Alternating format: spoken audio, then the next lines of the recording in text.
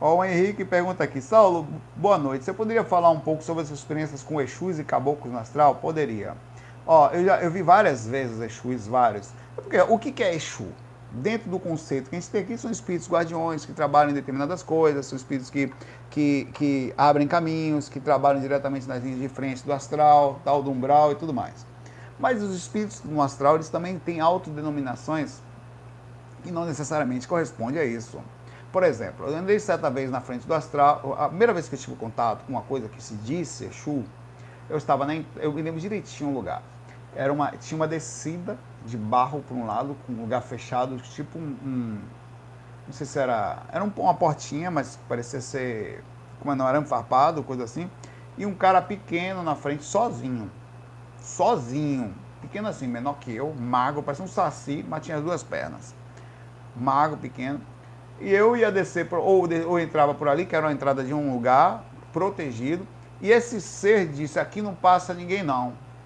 Eu falei, não, mas eu vou por aqui, não sei, eu sou Exu, eu que controlo essa passagem aqui. Aí vai trancar a rua, não sei. Eu falei, tá bom. Aí desci pelo lado de cá. Foi a primeira vez que eu vi. O cara era pequeno, brabo e me deixou com medo, eu era inexperiente. E realmente me respeitei.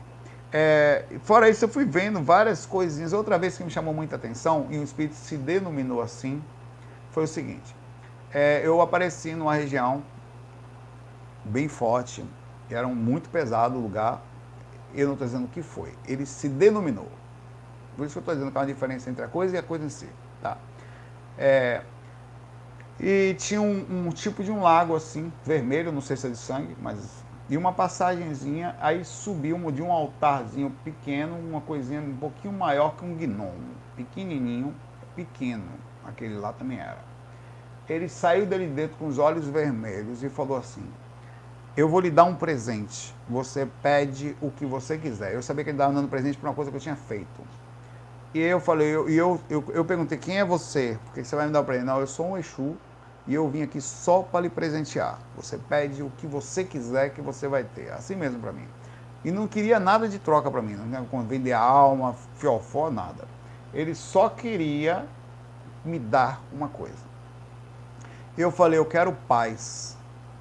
Ele tomou um susto, porque ele estava pensando em me dar dinheiro, em me dar coisas, fama, né? Eu era músico e tal.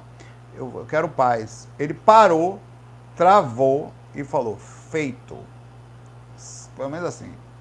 Se deu certo ou não deu, não me considero uma pessoa sem paz, não. Então, tá lá, né? A outra vez, já foi de partes femininas, aí já trabalhando, foi quando eu estive com a pombagira.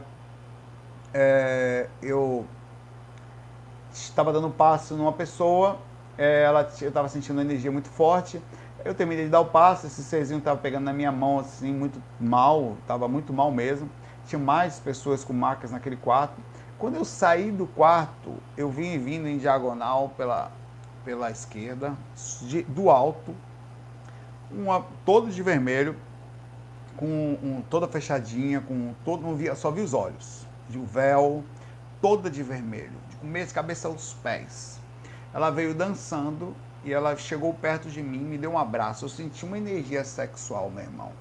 Muito forte, mas forte assim, mas não me agrediu no sentido de sexual, nada. Ela só demonstrou para mim assim: fui eu que fiz esse trabalho com você.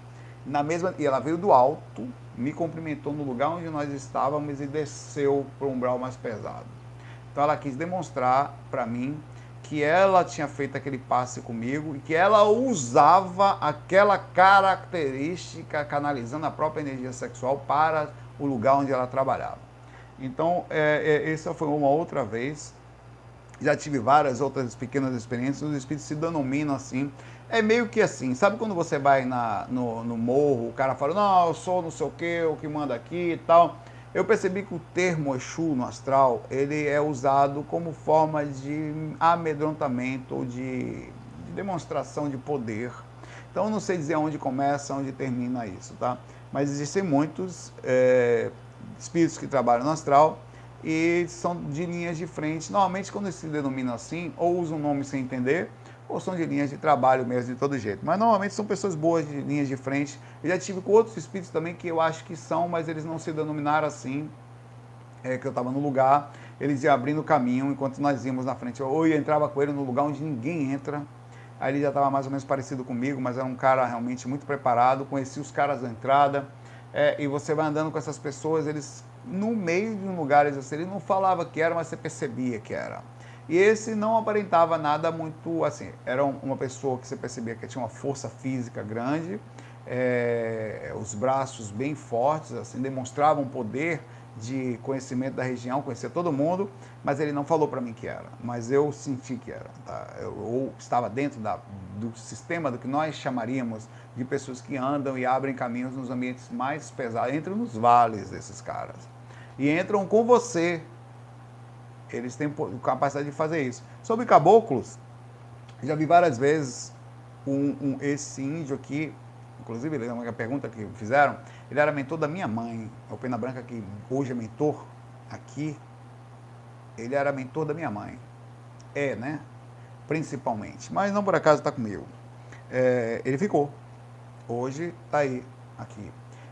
Vi algumas vezes, não só vejo, como comumente, quando você chegar perto de um médium, se deixarem, ele se comunica através do médium, falando sempre. Onde eu chego, se eu vou num centro trabalhar, com certeza ele vai aparecer ali. Se eu vou uma vez eu fui numa casa de uma pessoa, que eu cheguei lá, fui visitar, e a pessoa era médium e comunicou-se por ele. Fora do corpo eu já vi várias vezes, tanto amparando comigo, como fazendo trabalhos. Aparece como índio, eventualmente, ou aparece como um outro ser que se chama, pelo menos o nome dele que ele deu, o seu Baltazar, há muitos anos, e ele trabalha com cristais. Ele também tem a outra aparência.